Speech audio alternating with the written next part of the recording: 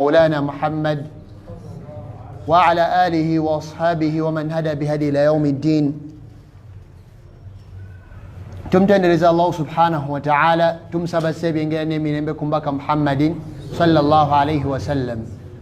Olunaku olwaleero insha Allah tugenda kweyongera n'omusomo gwaffe gwe twali tutambulirako nga tunnaba kugenda ku musomo gw'okusoma hijja nga gwali musomo gwa ishratu saa. Twali twogera ku bubonero bwaki obw'enkomerero.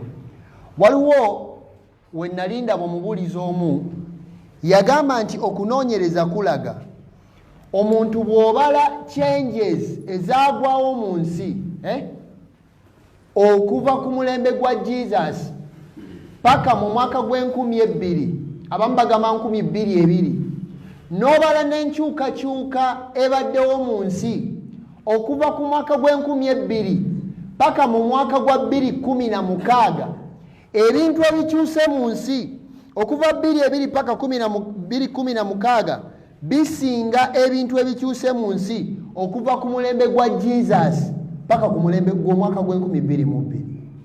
Just imagine okuva ku mulembe gwa Jesus waliwo emyaka si 2000 n'okusoba wano giri just myaka 15 naye changes ezibaddewo mu nsi oba ensengeri gyekyuse ekyukidde ku speed y'ekika ekyawaggulu okusinga emyaka gyonna gye twali tulabye emabega.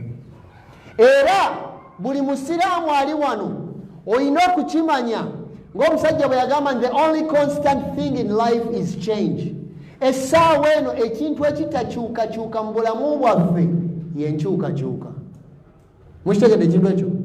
Kitegeeza enkyukakyuka gwegenda okuleka emabega n'otakolagana nayo nga bw'olina kukolagana nayo, n'otabeera mugumiikiriza nga bw'olina kugumiikiriza, n'otabeera confident nga wekkiririzaamu nga bw'olina okubeera nti wekkiririzaamu, wallahi eddiini yo oyinza okugireka emabega.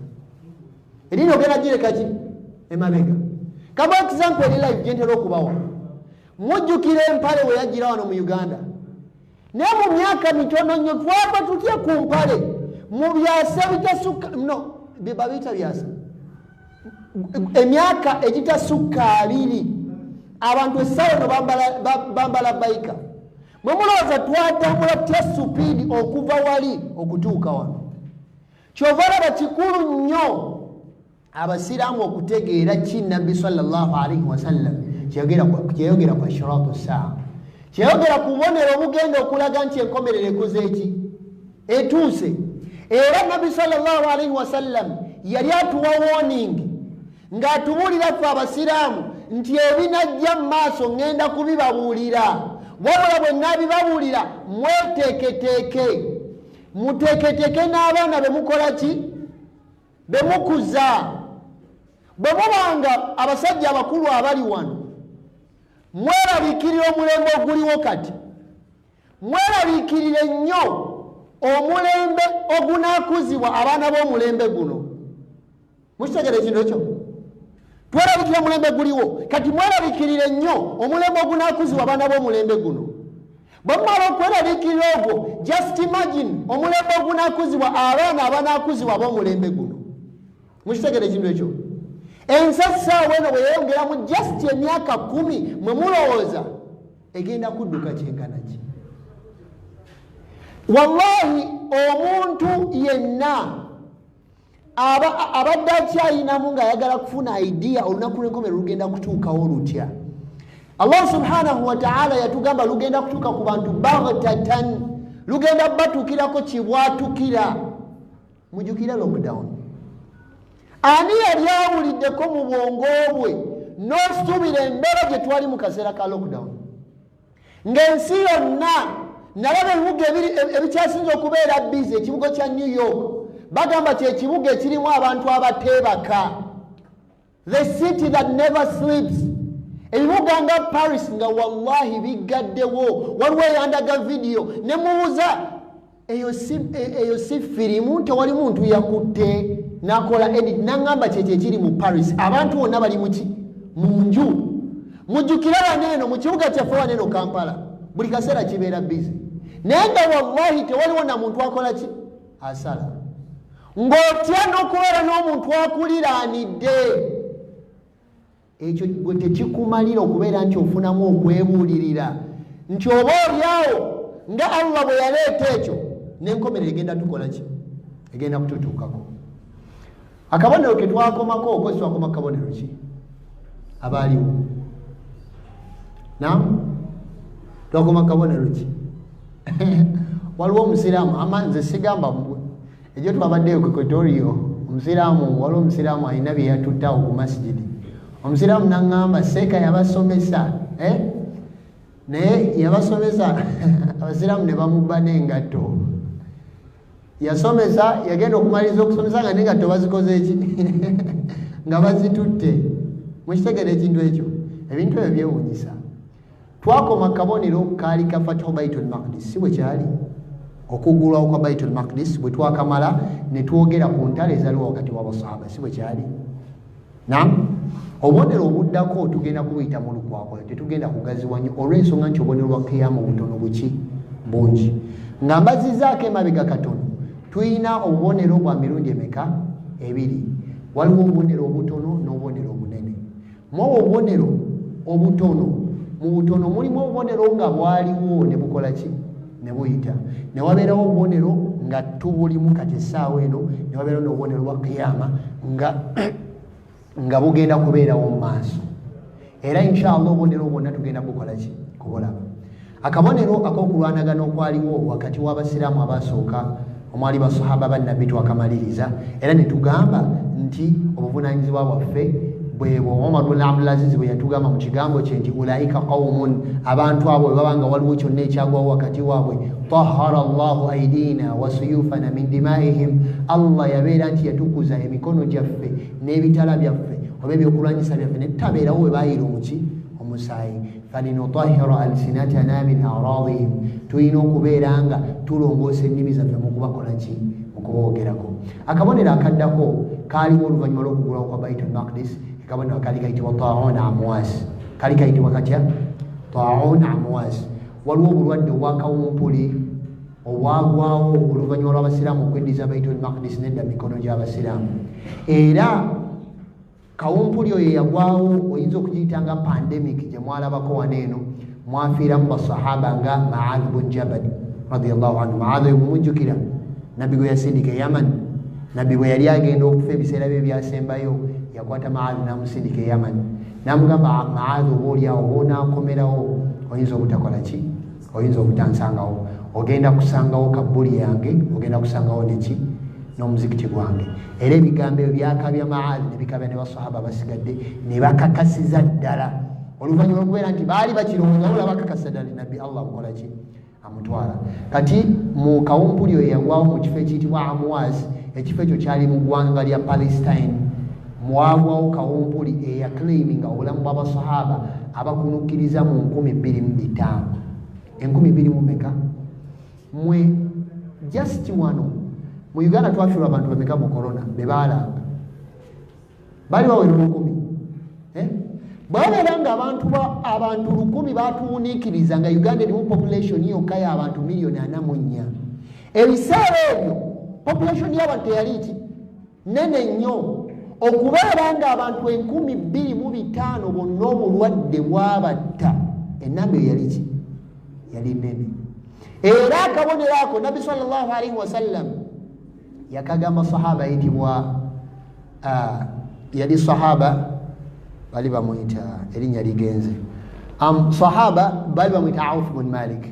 Auf bin Malik yajjawa nabbi sallallahu alaihi wasallam mutalo yitibwa Tabuk namugamba nti qa'ud sitta baina yaday saa bali ebintu 6 n'enkomero tennabakola ki kuyimirirawo nabbi namugamba mawuti okufa kwange namugamba ekyokubiri thumma fathu Baitul Maqdis oluvannyuma Baitul Maqdis egenda kuddizibwa mikono gy'abasiraamu edde nga muzikiti gwammwe akakabonero twakogerako nabbi sallallahu alaihi wasallam oluvannyuma namugamba mujja kulaba mawutaani mugenda kulaba olufa lw'abantu yakhudhu fiikum ka qaasi lghanam ng'obulwadde bugenda kubatta nga bwolaba obulwadde obukwata ensolo qaasi lghanam kitegeeza senyiga akwata ensolo nezifa mu kirindi mwali mulabeko enkoko ezifa mu kirindi nga zisumagira kati kitwala enkoko ezo nga bwe zifa ne bagamba nti ekiyumba ky'omuntu enkoko zonna zaafudde buno bulwadde bujja ne bukwata embuzi ne zitandika okuvaamu eminyira mu nnyindo embuzi ezo ne zikola ki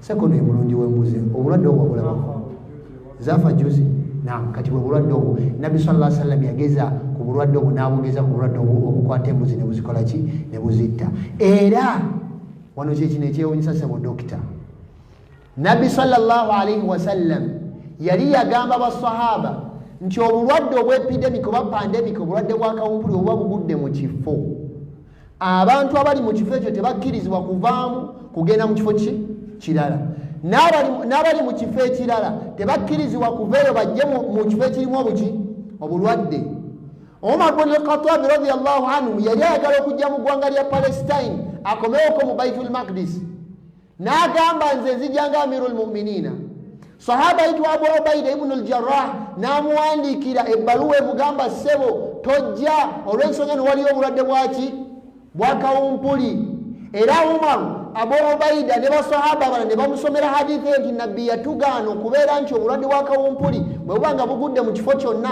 omuntu okuva gye butali najje gye bukola ki gye buli era omuntu bw'afiira mu bulwadde obwa kawumpuli aba afudde nga shahidi aba afudde nga ki abeera nga afiiridde mu lutalo lw'eddiini bonna abantu obulwadde bwa korona abaabufiiramu baafa nga baki bashuhada abamu ku bashuhada be bantu abafiidde mu bulwadde bwa kawumpuli oba pandemic oba epidemic n'ab'omuteeko ogwokubiri abantu abafiira mu muliro omuntu bw'afa nga ali mu muliro aba afudde nga shahidi owokusatu omukyala yenna bw'afa ng'ali mu ssanya oba omukyala bw'afa ng'azaala aba afudde nga shahidi n'ekyokuna omuntu yenna afa nabbi sallallahu alaihi wasallam yatugamba nti man maata duuna maalihi omuntu yenna afa olw'emaali ye nga gyabadde akola ki alwanirira ng'ali mu kutaasa maali ye aba afudde nga shahidi n'omuntu afa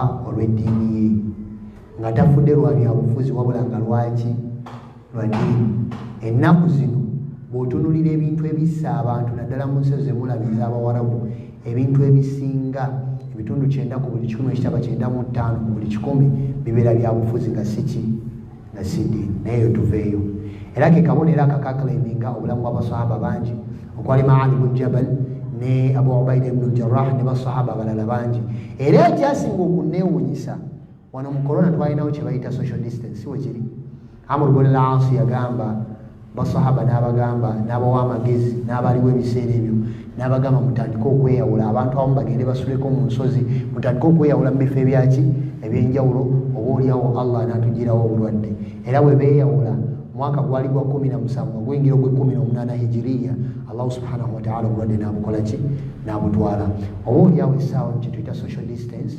ng'omuntu akulaga nti ye mugezi nnyo ebintu ebyo yabyekoze ki yabyeteereddewo nabbi sallallahu alaihi wasallam bali bagita batya karantini kiri kyeyagamba nti bali basigale erinamwe musigale eno mumulooza waliwo karantini esingakaawo mukitegeera amateeka g'obusiraamu gaali gakyadressinga dda obulwadde bwa korona tebunabakola ki tebunabakujjawo nga tuvudde kabonero ako akabonero akaddako nabbi sallallahu alaihi wasallam yayogera ku lutalo olw'abantu abagenda okujja batta abasiraamu yagamba abasajja abo bagenda kujja nga balina amaaso matono nnyo bwe gati naye nga feesi zaabwe nga ziri flat nga ziri ki flat olutalo olwo lwagwawo obuwumpimpi bino ebyafaayo muyinza okuba temuli familia nnyo nabyo ku mulembe gw'abali bayitwa ba abbasiyin mwabawulirako abaana ba abbasi oluvannyuma lwa bakhalifa abana abaddira nabbi mbigere wajjawo bayita ba umawiya gavumenti yabaki yaba umawi gavumenti yaba umawi mu mwaka gwali gwa 132 bwe yagwa ne wajjawo gavumenti eyitibwa eyabaki eyaba abbasi gavumenti yaba abbasi bwe yali eggwako abasajja baava mu ggwanga lya mongolia eggwanga lya mongolia mulimanyi liraanidde china waggulu lirina border ne russia ne china eggwanga erya mongolia gegamu ku mawanga gakyasinza okubeeramu obunyogovu abasajja baavaayo eyo nga bakulira omusajja ayitibwa Genghis Khan mwali muwiddeko mu byafaayo Genghis Khan Okay. Genghis Khan oyo yakuliramu ejje eryajja ne lirumba empire ey'omu kyondo kya Buwarabu ne bajja ne batta abantu. Sheikhul Islam Ibn Taymiyyah yanyumya yagamba nti omusayi gwalabibwako ku street z'amawanga g'Obusiraamu nga gukulukuta nga bw'olaba enkuba bwekulukuta. Era omu ku bubonero obwo Nabbi sallallahu alayhi wa sallam yagamba okumanya bagenda kubatta, abasajja abo bagenda kubatta, baatuuka n'okubeera nti bagamba omutabani okulya maama wazini, okumulya obufi nga bakugamba oba taata ne bakwasa muwalawo oba mutabani we ne bamugamba musaleesala obufi omukole ki omulye. Abantu bwe baali bafaanana. Nabbi sallallahu alaihi wasallam yaboogerako n'agamba bagenda kujja babatte, era kyagwawo mu mwaka nga gavumenti y'Ababbasiyin ekola ki egwa. Era bamu ku bannabyafaayo bagamba nti omusajja Genghis Khan n'amagye ge ge yalina waliwo eringa monument, mumanyi monument ekijjukizo kye yakola eky'olutalo olwo, bakuŋŋanya obuwanga bw'abantu abasukka mu miliyoni ennamba, ebyafaayo bwe bityo bigamba, ne babapanga nga kyekiringa ekijjukizo ky'omusajja wayitibwa Genghis Khan, olutalo lwe yakola ki lwe yalwana mu kyondo kya Buwarabu. Akabonero akalala Nabbi sallallahu alaihi wasallam yayogera ku bantu b'ekibiina kye okugoberera ensobi zaabo bonna abaasooka emabega. Bw'otunuulira essaawa eno omulembe gwe tulimu n'obwononefu obugenda mu maaso okuva gye bwatandikira ng'ebintu bitandika butandisi, amazambi gonna agazikiriza emirembe egyayita, omulembe guno gonna abantu b'omulembe guno bagagasse wamu. Abantu ba Luutu Allah yabazikiriza naki? Lwaki Allah yabazikiriza? Basajja kubeera nabaki? N'abasajja, n'abakyalo kubeera n'abaki? Essaawa eno bw'ogenda mu nsi z'abazungu, mu nsi nga Denmark, mu nsi nga United States, mu nsi nga Canada, baanye essaawa eno abakyasinze rights. Mwali muliddeko ku LGBT. LGBT kitegeeza ba lesbians, gays, bisexuals, ne ba transgenders, ne ba queers, be bakyasinze rights era teboogerwako. Politician yenna okuyitamu mu nsi ezo alina okubeera nga mu agenda ze mulimu okuprotectinga rights z'abasajja. Essaawa eno abandibadde balabibwa ng'abantu abakyamu balina rights zaabwe era teboogerwako. Mwalabye ekyagwa ku ggwanga lya Qatar recently. Eggwanga lya Qatar ligenda okutegeka World Cup wa 2022. Wabula eggwanga eryo lyagaana abasiyazi okuleeta bendera zaabwe. Bendera z'abaziyazi ze bendera za rainbow, eziri mu musoke, alinga musoke. Era batandise okubeera nti batambuza bendera ezo nga bazikolamu engatto n'ensawo z'abaana, n'okubeera nti bazitambuza mu movies ez'enjawulo ne katuuni w'abaki w'abaana. Wabula eggwanga lya Qatar lyabagamba nti ffe tuli basiraamu, mulina okurespectinga eggwanga lino olw'ensonga nti eggwanga lya busiraamu, temugenda kukkirizibwa kuleeta bendera ezo ezaki eziraga abasiyazi ne ba bisexuals, abasajja abeeyisa ng'abakyala n'abakyala abeeyisa ng'abasajja. Ne babagamba nti balina kye bayita homophobia, oba okubeera nti tebakkiriza mu rights z'abo abantu abafaanaganako bwe batyo. Ekyo kyazikiriza omulembe mulamba, wabula essaawa eno balina ne rights. Mujjukire omulembe gwa Nabbi Salih alayhi salatu wassalaam, Allah yaguzikiriza naki? Baalinga babba mu biki? Mu bipimo. Allah yagamba nti wailun lilmutaffifin alladhina idha iktalu ala nnasi yastawfun. Allah yatugamba nti akabi akanene kali eri abo abakendeza mu biki? Mu bipimo. Essaawa eno abantu okukendeza mu bipimo n'okutunda nga abantu batundira ku buyaaye n'obubbi, olwo abavubuka abayimirirawo n'engatto nkadde, kyakola gikuba erizzi nga oba ogitumiddeko mu ttaala y'ekiro olabira ddala nga makula, ogenda okugituusa ewaka okujambala enkya oba wakatambulamu okwamuka wali waggulu ng'emenyekamu bibiri. Wabula atunda ddi? Atunda kiro. Obubbi obuli mu deceptive marketing, omuntu okubrandinga ekintu obulala naye ng'ekiri munda kiki kirala. Obubbi obuli mu ddagala, sijja kugenda nnyo mu nsonga ezo, wabula omuntu waliwo omusajja yajja ng'alina eddagala lyatunda, sijja kuliisa ku mpewo. Omusajja n'amugamba, yasooka n'amugamba kino kyekinnuma tugambe mugongo, n'amugamba kwata emumbo eno ejja kuwona.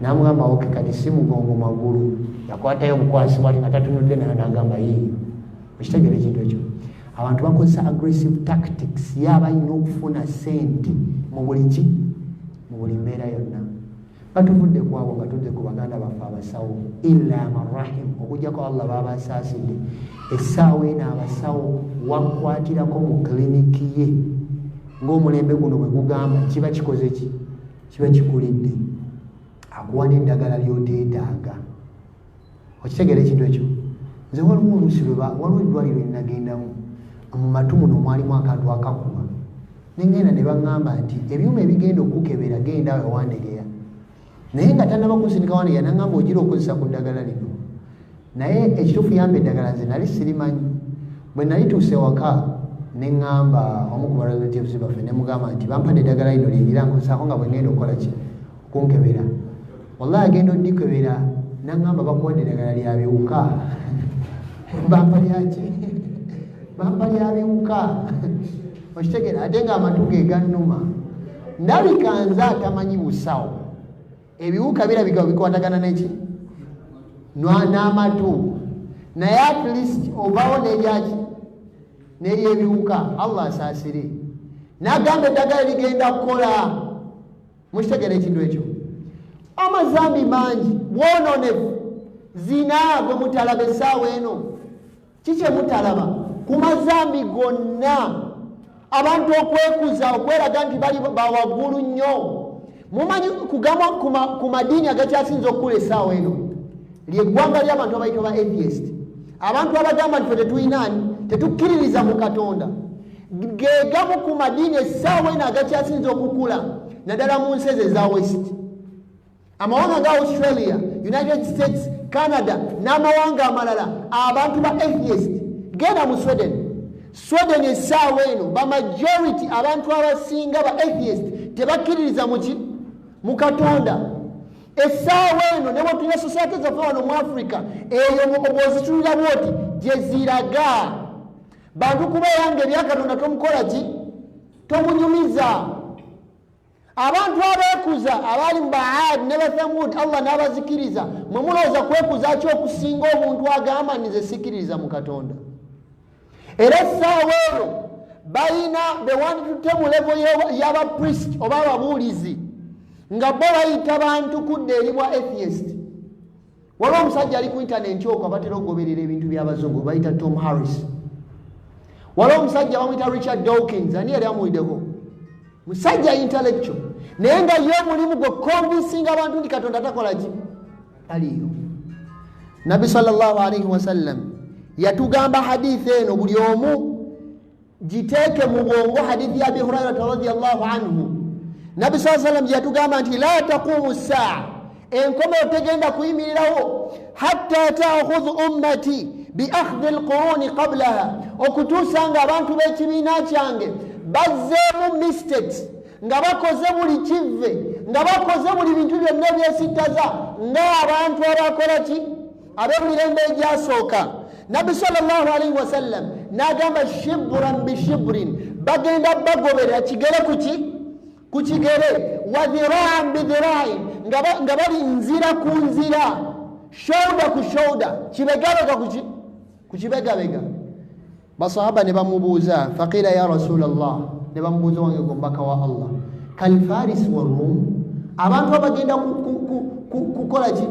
bagenda kweyisanga abafurus ba Persians wa rum n'abaroma Nabi sallallahu alaihi wasallam n'abuuza wamani nnasi illa ulaika bantu ki bagenda okweyisanga bongaabo mukitegeera essaawa eno kambabwire ensi ezajja ne zitukolonizinga zibesinga values zaabyo oba empisa zaabwe n'amateeka gaabwe ku kye bayita Judeo Christian values babibesinga ku values z'abaki z'abayudaaya ne ba-Christians okitegeera wabula values z'abayudaaya n'aba-Christians nga zigattiddwamu values z'aba-Romans abali bayitibwa abaki ba ancient Romans n'aba-Greek abayonaani ensi gye bayita Greece mugimanyi ezimu ku civilization enkadde era bwe batunuulira temutera okuwulira abantu nga bakwotinga bafilosofa nga Aristotle mwali muwuliddeko mwalimuddeko ku musajja ayitibwa Socrates,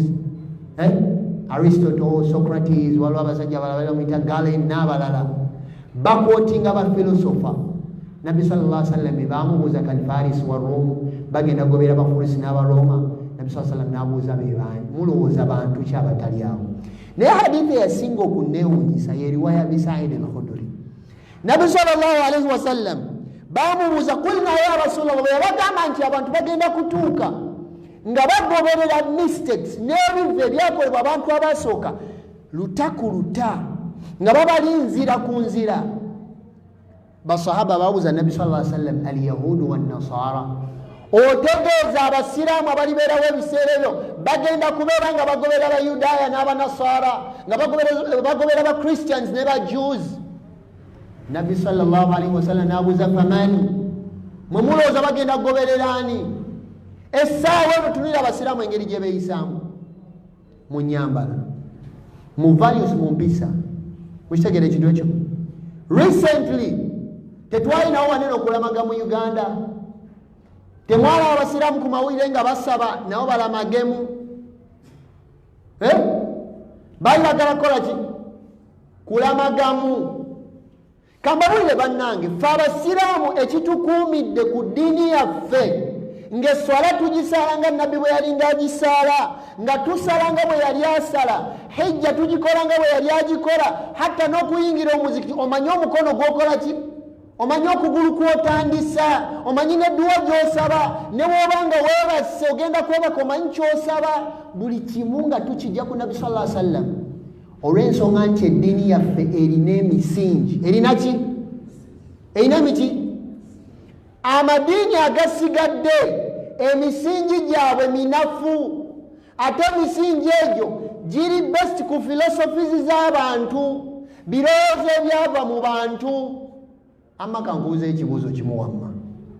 Lanchawa balina obujulizi okuva mu kitabo kyabwe obukakasaawo Lanchawa? Balina obujulizi bwa night prayer? Mwina obujulizi obwalaga nti mwina okusala subuhi? Olaba n'ennaku ze baselebratinga nabo tebawina. Kati abantu abalina eddiini ezitaliko foundations nga zikyukana mirembe, omulembe bwekukyukanga nazo zikola ki? Ennyambala bwekyuka ey'omulembe nga nabo bakola ki? Bakyusa. Olw'ensonga nti ebifaananyi byonna bye bakuba batulaga nga omusajja alina ekirevu nga yeebikidde ekitambaala n'ekkanzu, ne bakulaga n'abakyala nga beebikkiridde nga bambadde bulungi. Bono babuuza nti mulwaki we mugenda eri mwambala mpale? Ne bagamba, omanyi ffe twayita mu reform, eddiini yaffe yakola ki? Yafunamu ennongoosereza. Eringa ennyingo emu wano mu Uganda, mumanyi ennyingo eyafuna ennongoosereza? Musawo alina byalowooza. Ntegeeza ennyingo endala si ennyingo gy'omanyi. Mukitegedde ekintu ekyo? Ffe abasiraamu waliwo omusajja eyagamba nti if you can tolerate anything, bw'obanga gwe buli ekijja otwala butwazi, then you stand for nothing. Then oba tolina kyoyimirirako. Ffe abasiraamu si nti buli ajja n'ayogera byayogedde tukola.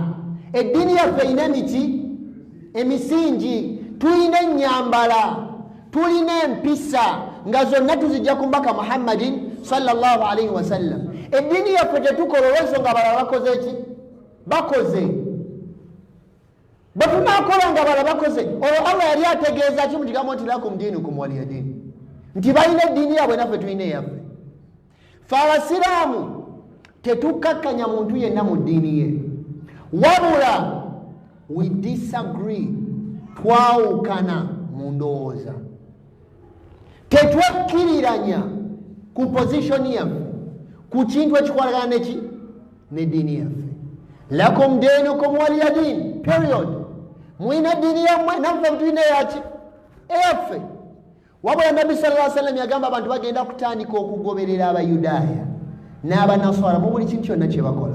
Mutunire ennyambala, mutunire ba-role models b'abaana bammwe na essaawa eno, mutunire benchmark abantu ze bakola. Benchmark kitegeeza okugeraageranya, nga bageranya abagamba wallahi bali balina ekintu kye bakola. Yahe eno ddiini olunaku lwali lwa Arafa lwali lwa kutaano Allah nasse etteeka erigamba nti alyawma akmaltu lakum dinakum olunaku olwaliro nzijuza eddiini yammwe wa atmamtu alaykum ni'mati nenzijuza n'ekyengera kyange gye mukola ki wa raditu lakum al-islaama diina nembasimira n'eddiini okuba eddiini yaki y'obusiraamu.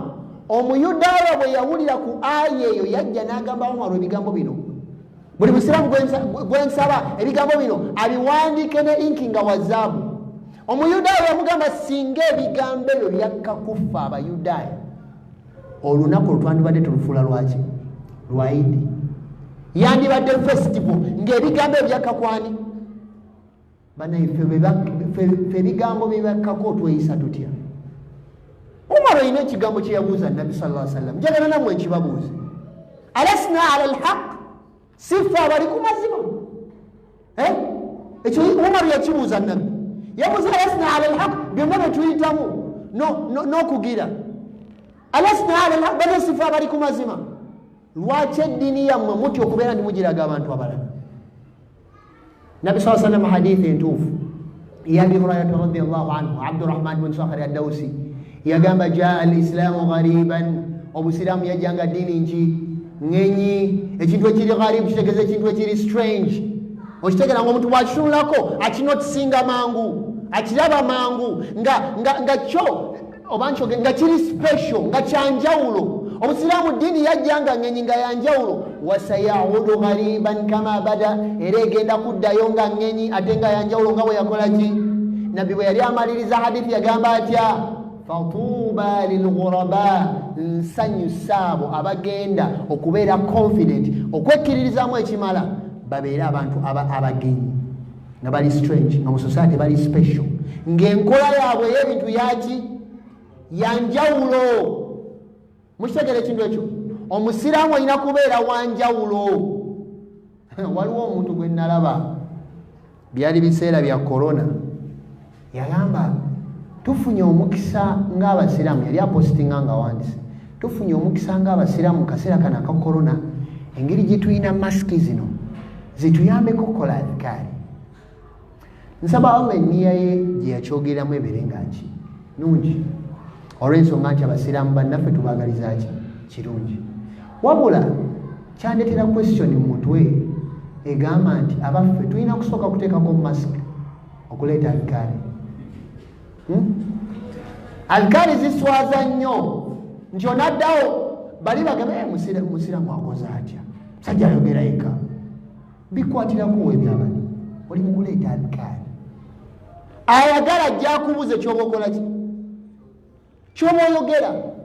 Wano ku Idi yali sunna ya Nabbi sallallahu alaihi wasallam, yali nga atambula ne basahaba mu lutale ne mu nnaku 10 eza Dhul-Hijja nga bagenda bagamba labbaika nga bagenda bagamba Allahu akbar, Allahu akbar, la ilaha illa Allah, wallahu akbar, Allahu akbar, walillahi alhamd. Ne wallahi osanga nga taata atya n'okyogerera mu maaso g'abaana be, nga newakewofu ga tosobola kyogererawo. Yahe wase kibote bwannabaki, kwebaka kwannabaki. Mbaddirayo ku kigambo kya Umar, alasna ala alhaq, sifa abali ku mazima. Naye kambabuuza ekintu kimu ekisinga okwewunyisa ku mulembe guno, bannagini mazima bekkirira nnyo, naye wallahi olaba abasajja abatambuza obwononefu bali confident, bekkiririzaamu. Bani bemanya basinga okutambuza obwononefu, abamu basinga okutambuza obwononefu si bayimbi. Tunuulira omuyimbi ng'atambula, sigambye ni mutambule ng'abayimbi, wabula byayogera abaalaga nti yasinga mu nsi yonna, ng'ali very confident. Kati ate olwo gwe ali ku mazima. Mulaba abantu ababazanyira movies, mukitegeera, era oluusi ebigambo byeboogera bitwalibwa mu society. Nabbi sallallahu alaihi wasallam akabono ke tugenda okulaba mu maaso yagamba tugenda kutuuka ku mulembe, yagamba nti wayantiqu ruwaybida, abantu abaali ab'ekiwogwe abataali bakitiibwa nga n'ebigambo biboogerwa tebisobola na kuwulirwa, tugenda kutuuka omulembe nga beboogera ate ne tuwulira. wawulidde ono kye yakoze walabye waliwo obuprogramu bwe mulaba ku tv ne mudda kunga simanyi ebifa ku bayimbi bo simanyi ne beserebu bo la ilaha illallah muhammadu rasulullah bikwatirako wa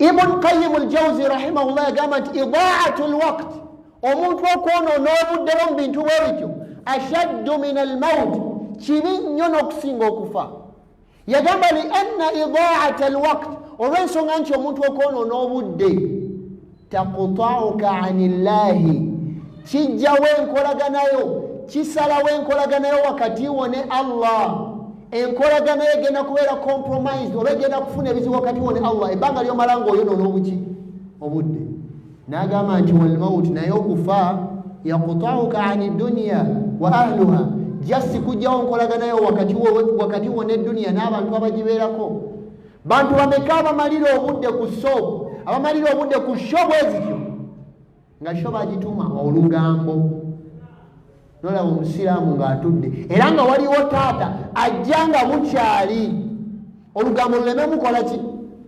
kumuyitako gwegwo omulembe gwe tulimu nabbi sallallahu alaihi wasallam yatulabula n'atugamba bannange temugoberera ne mukola mistakes z'abo ababakola ki ababasooka agamba kukategerekese nze buli bwe mmaliriza ebigambo bwe bityo ntera bimaliriza n'ekigambo kya Umar bin Khattab radiyallahu anhu kyeyagamba ng'atuuse mu Bait al-Maqdis yali ayambadde mu nyambala gye baali tebasuubira mu kulembeza wa busiraamu kwambalamu nga baali basuubira nti agenda kujja ne konvo enene ng'ayambadde amajolobera ayambadde atya naye yagira mu kanzu ng'eri very simple n'agamba abasajja abaroma n'abagamba nti ffe yali agamba abasahaba bali bamugamba ekyusa abasajja bali banankulaba batya bana n'abagamba nahnu qaumun ffe tuli ekibinda ky'abantu a'azzana allahu bilislam Allah yatuwa ekitiibwa n'atusitula mu basigadde bonna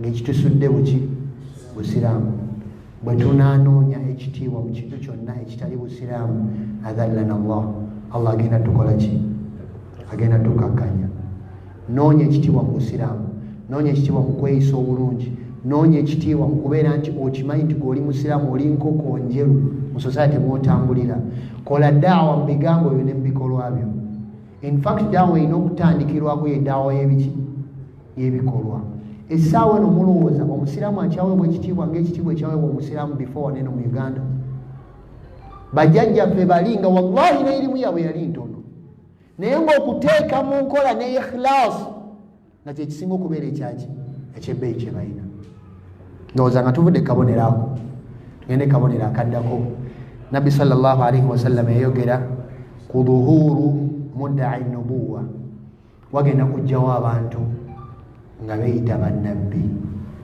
nga beeyita baki bannabbi nabbi sallallahu alaihi wasallam yatugamba mu hadithi entuufu eya abi hurairata radiyallahu anhu yagamba la taqumu saa enkomero tegenda kuyimirirawo hatta yub'athu dajjaluna kadhabuna qaribu min 30 okutuusa nga mulabye abasajja abalimba nga beeyita bannabbi bagenda kubeera nga bakonokkiriza 30 nabbi sallallahu alaihi wasallam yali ayogerako mu hadithi eno yali ayogera ku abo abagenda okweyita bannabbi naye nga bagenda kufuna following yaki y'amaanyi bakuba n'ab'ekibogwe baprofeti gundi n'apangisaawo akazimbe n'ankola kyanedda mukitegera abo tujja kwogera ku lwabo naye bano nabbi sallallahu alaihi wasallam yali ayogerako be bantu abagenda okubeera nga balina impact y'amaanyi era nabbi sallallahu alaihi wasallam mu kaseera awo we yafiira abantu abatandika okuclaiminga nti bannabbi we batandikira okukola ki okuviirayo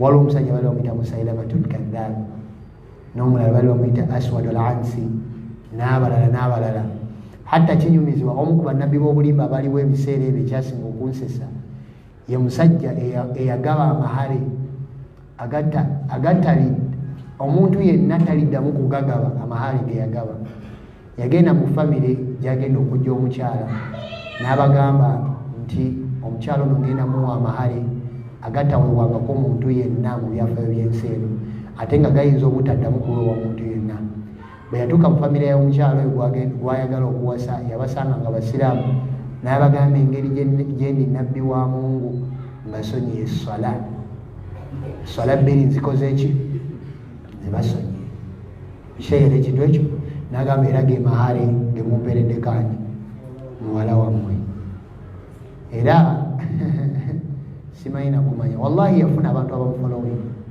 Musailabatul Kadhab era ku mulembe gwa Abubakar Siddiq radiyallahu anhu ezimu ku mission zeyatuukiriza zaali mission za kulwanyisa abantu beyita baki bannabbi abantu ababa baleeta fitina mu bantu babalimba lwaki omukulembeze yenna akkiriza abalimba abo okugenda mu maaso n'obuki n'obulimba obwo era ali yayogera ekigambo njagala buli omu akitwale kirowoozeko yagamba nti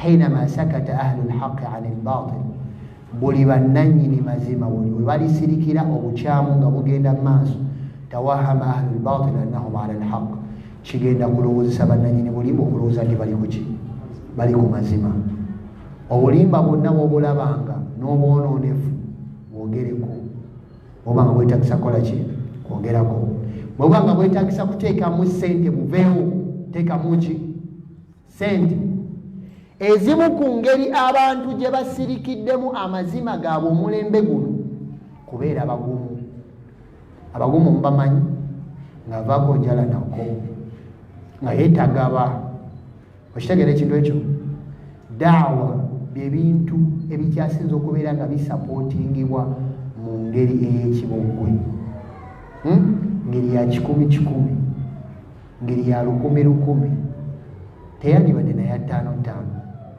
daawa okutambula obutambuzi kyandibadde ekintu kyetuwa ebiki ekitiibwa nga ye priority esooka abantu bagende bawulire qala Allah qala rasulullah wabula essaawa eno engeri daawa gyeri supported ngeri ya kibogwe nnyo era nga njogera ku ggwanga lyemmanyi lino erya Uganda egimu ku mirimu ekyasinza okubeera emikalu nga gikaluba nnyo ku sayidi ey'ebyenfuna ye sayidi ey'abantu abakoowola abantu okudda eryani Allah era ye sayidi ey'abantu bano abajja ne bakwata media ayina abaana balabirira ayina omukyala neyeewaayo ajja akole ki ajja akwate bwamala okukwata nga siramu nga Allah ajja kusaasira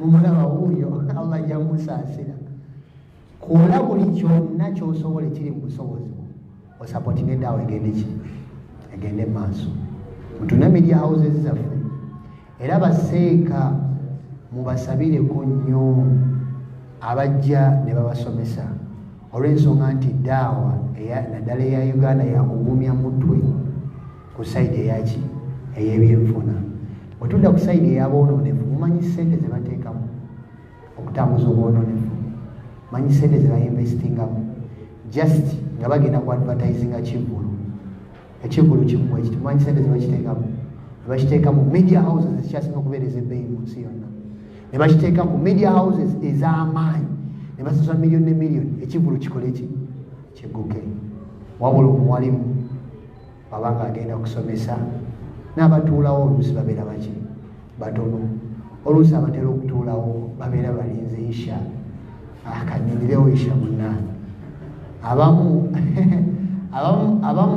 batuulawo neniya lwakuba bamubanja redi tasobola kuddayo wa sigambye nti ye wabula buli abatuula wano batuulawo neniya ezaki ez'enjawulo waliwo abatuulawo nga wallahi niya nnungi khalisatan lillah mukitegeera ekintu ekyo nze ntera okukinoganya nti bagamba nga sikiddamu nze okujja wano okubasomesa sibayamba buki buyambi nammwe okutuula wano okuwuliriza temukola ki temunyamba buyambi tisekaka tugende tumuyambe mukitegeera ekintu ekyo kola ebintu byonna ngaenniya togitadde ku baki ku bantu bwone ateeka enniya y'oku bantu ojja kubeera disappointed mukitegeera ekintu ekyo nze nasomesako ku muzikiti obumu ne bandekamu n'omuziramu gwe nazze naye nga tulimwabo babiri omuzikiti gwali gujjudde nga gukomeryo olwatandika okusomesa omu ku omu natandika okukola ki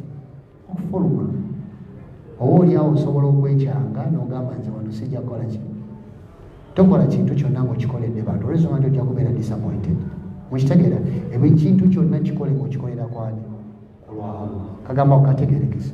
Naam, abantu bano abeeyita bannabbi bajja nga nabbi sallallahu alaihi wasallam Allah amujjuludde mu bitundu nga Yaman n'ebitundu ebirala, era kwaliko omukyala omu kubeeyita baki ebeeyita bannabbi. Ku mulembe gwaffe guno abamu ku baasinga okwatiikira mu basajja abeeyita bannabbi ye musajja era ayitibwa Mayruza Ghulam Ahmad al-Qadiani. Mayruza Ghulam Ahmad al-Qadiani ye musajja yeeyita nabbi mu ggwanga lya India. Yajja mu kaseera ak'ekyasa ekyo-19 nga kiggwakaawo nga tuyingira ekyasa ekyameka, kitegeeza 18 something nga ggwakaawo nga tutandika 19 ene waffe twali tusayininga Buganda agreement ng'eri ewaawo omusajja kifumba kitokudasitiki nga bafunyeyo nabbi omupya. Yajja n'abagamba Jibrilu anzijira ekiro era twogeramu, Jibrilu ajja ne twogeramu, muli mutya gye tuli, Allah ngambye nkugambe bwoti ne bwoti, nga bwatyo bwagamba abantu be. Olw'ensonga nti eggwanga lya India lirimu nnyo abantu abasinga obungi Bahindu, yasooka n'abagamba ye Krishna, nze nzaani Krishna. N'atuuka n'abagamba nze Masiih, nze Mesaya eyogerwako mu bitabo. Bwe yatuuka n'abagamba ate ndi nabbi kati mujjuvu, nange bantumye ku lwange biri bya Krishna ne Mesaya, naani mubyerabe kati ndi nabbi. Era nga bwe ntera obajjukiza ekigambo omusajja kyeyogera nti never underestimate the foolishness of human beings. Mu bintu by'ogayanga togayanga obubuyabuya bw'abantu. Bamugoberera, bakola ki? Yatandika ne ideas, yatuuka okugamba abantu. Yajjira mu biseera byali bya colonialism. Eggwanga lya India likyali muki? Mu colonialism. Ebiseera byali India emu nga tennaba kweyawula mu ggwanga lya Pakistan ne Bangladesh n'eggwanga lya Nepal. Kuba eyo yonna yali ki? Yali nsi emu, era bonna abo baana nda ya Nakalamba. Oluganda mulumanyi, wamwakulira mu kibuga nga Migaati. Kati baali tebannabakola ki? Kweyawulamu. Omwo baali bakyali under colonialism. N'abagamba omuntu yenna atagoberera kwini wa Bungereza, atamwagala, si musiraamu mutuufu.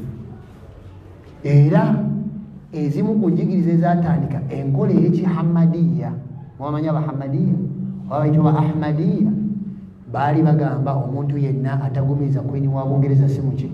Si musiraamu mwenjugu. Yatuuka n'abagamba omuntu okunywa omwenge kasita onywako katono ko kakola ki? Kakirizibwa. Era ekyasinga okuneewuunyisa yabagamba nti okulya embizzi kuli haramu, wabula bw'olya embizzi nga njeru kasita eba nga njeru yeekola ki? Yekirizibwa. In simple terms, yakwata agenda y'abafuzi b'amatwale n'agitambuza mu ngeri eyaki? Ey'eddiini. Mukitegere ekintu ekyo. Abafuzi b'amatwale baamukozesa nga yalinga agatta wakati w'Obusiraamu n'eddiini y'Ekihindu n'agenda y'abafuzi b'abaki? B'amatwale. Era ekyasinga okuneewuunyisa kyengenda okusembyayo, waliwo omusajja yali omu ku bamanyi b'ebiseera mu ggwanga lya India, yali musajja musiraamu, bali bamuyita Sheikh Thanaullah.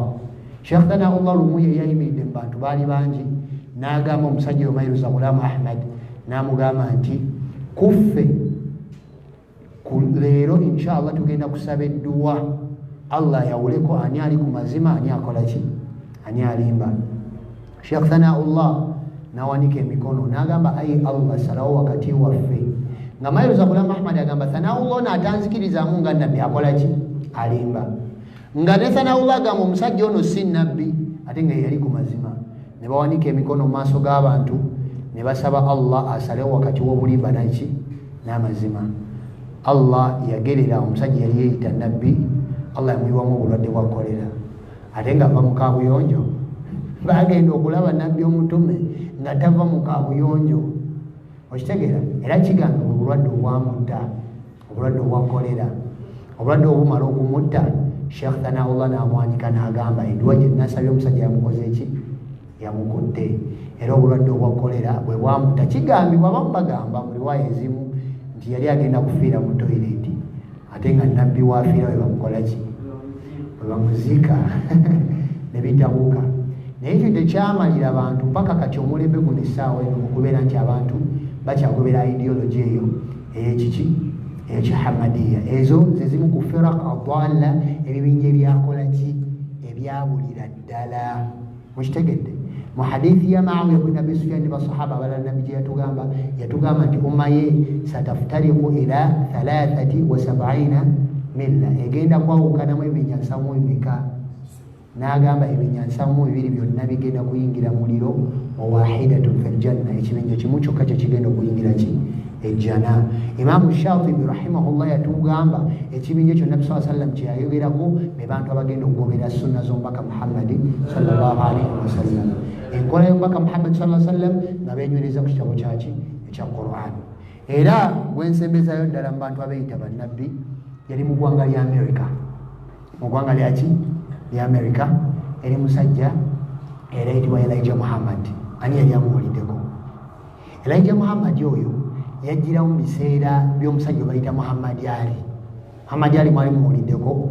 Ebiseera ebyo Muhammad Ali yayita nafuuka Muhammad Ali. Era Muhammad Ali oyo yava mu kidini ekyo ky'omusajja oyo Elijah Muhammad. Elijah Muhammad yajja n'agamba Mungu amutumye mu North America, mu ggwanga lya America ne Canada abaabula. Mukitegeera kino ekyo? Mungu amutumye abakoze ki? Abazze.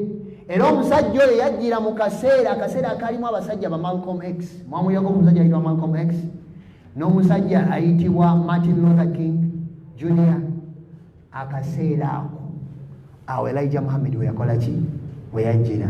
Eno Martin Luther King yali omukulembeze w'aba-Christians mu United States, ng'eno wajjawo kye bayita bali bakiyita eddiini ya Elijah Muhammad bali bagiyita yali esembeyo ekigambo of Islam, erinnya ligenze.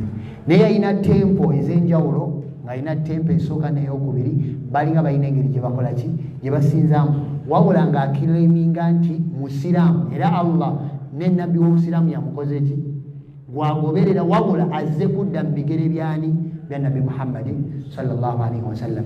Era abasajja nga Malcolm X yamala kuva mu ddiini ya Elijah Muhammad n'akkiriza obusiraamu buki obutuufu. Omusajja oyo sijja mugenda mu bingi, naddala omusajja wa Malcolm X yabeera akaseera katono nnyo mu busiraamu ne Allah yamuwa legase. Kigamba mu ggwanga lya America yasiramukirako abasajja abasukka miliyoni emeka? 3. Naddala ba Black American abasiramukira ku musajja wa Malcolm X. Ebyafaayo bye biki biwanvu nnyo. Naye omusajja Elijah Muhammad y'omu ku basajja abaclaiminga nti bannabbi era n'afuna following ennene muki mu nsi yonna.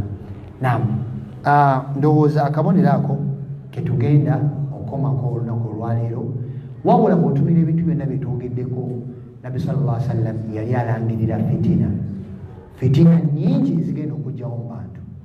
Njagala mbabwire ekigambo kimu baganda bange, essaawa eno tulina information mungi atambula mu nsi. Omu ng'akwatagana ku ddiini yaffe yaki ey'obusiraamu, wabula mukimanye nti essaawa eno ensi gye tuwangaaliramu, it has a lot of misinformation. Eina information ateetaagisa yakyasinza obulungi muki mu circulation. Information eyeetaagisa atambula kitono, era n'okumuwa amaanyi agatambula bamuwa amaanyi maki matono. Wabula nga information akyasinza okubeera omulungi era akyasinza okubeera nti omusiraamu gwalina okwenywereza kyekitabo kya Allah ne sunna z'omubaka Muhammadi sallallahu alaihi wasallam. Mukitegere ekintu ekyo? Era kyobala tulina okusaba Allah edduwa egamba nti Allahumma inni as'aluka ilman nafi'an. Ai Allah nkusaba irimu ekola ki? Kitegeeza waliyo irimu naye nga teri ki? Nga teri nafi'a, nga tegasa. Waliwo courses abaana gye bagenda ne bamaliramu obudde naye nga si ilman nafi'an, nga irimu naye nga tekola ki? Tegasa. Ng'omuntu akutte mukwasi ebigambo n'abivuna n'abijja mu Luganda n'abizza mu luki? Mu Luzungu. Abasiraamu essaawa eno twandibadde nga abaana okusoma eddiini y'obusiraamu tugiwa nnyo priority okusinga okusoma courses zemulaba. Mukitegeera? Ng'omwana agenda omuyigiriza skill nga ye business bw'omumaliza agenda asoma eddiini mukitegeera gwe gw'omuzannyo olw'ensonga nti eddiini egenda musigamu ekigenda okumuyamba ku dduniya ne ku nkomerero. Nze omwana wange sisobola mutwala mu business era omwana wange waŋŋamba nti njagala business nga mubuuzi owulira oyagala kukola ki. Bwaŋŋamba nti njagala kubeera kapenta oba mubazi ng'agenda mu bajjiro ng'ayiga okukola ki okubajja. Bw'amala okugenda okuyiga okubajja ng'agenda atandika yeesomera shariya ng'asoma hadithi za nabbi ng'afunamu ku dduniya ne ku nkomerero eri skill yegenda okumuwa business. Wabula essaawa eno bakuyetinzewo abantu abagamba nti bo basoma business naye nga ne profesa abasomesa alinnya booda taggula nga weyadde business enema ate otugamba nti atusomesa business. Kankomaawo ebigambo ebyo mubikozese nga bwe mukola ki nga bwe mwagala. Nze tusobola binsomesa ebyo togula nga weyadde enema ate oŋŋamba nti ŋŋenda kusomesa abo bakola ki. Omusiraamu oyo mumubuuze waliwo omwana gwe twasoma naye mu senior 6 yali akola biomedical mu ttendekero erimu naye yaŋŋamba twakasomera emyaka 2 ne sikwatangako ku ekyuma bino ebijjanjaba x-ray biki takikwatangako. Instructor yaba instructinga. Ensoma eriwo essaawa eno nabagamba yateekebwa mu industrial revolution. Industrial revolution ng'abantu bava mu bulimi n'okulunda nga bayingira industries n'okutandika okukola amakulu. Ebiseera ebyo baali beetaaga balaborers, baali beetaaga labor, baali beetaaga abantu abagenda okukozesa amagi nga balina okubayisa mu education system egenda okubayigiriza nti olina kubeera yes man. Buli kye bagamba mukitegeera ekintu ekyo kukkiriza bukkiriza era kyobola baateekawo nga buli kintu kyonna you have to seek for permission. Ng'olina okusikinga ki permission. Edduniya eyaddala mulimu okusikinga permission. Bw'oba tutandisewo business walabe yakuba embooko olw'ensonga nti olina business weesuulamu bwesuuzi julumeno gakantandika okukola ki nga n'abakwetudde tebakukkiririzaamu n'otandika okukola ekyo kyokola ki kyokkiririzaamu. Essaawa eno tuli mu technological revolution. Essaawa eno ggwanga lyaki ya technology. Tubale twogera ne Seeko oyo buli kintu kyonna ekyali kikolebwa abantu lebeeyo gye baali bategeka essaawa eno kikolebwa byuma.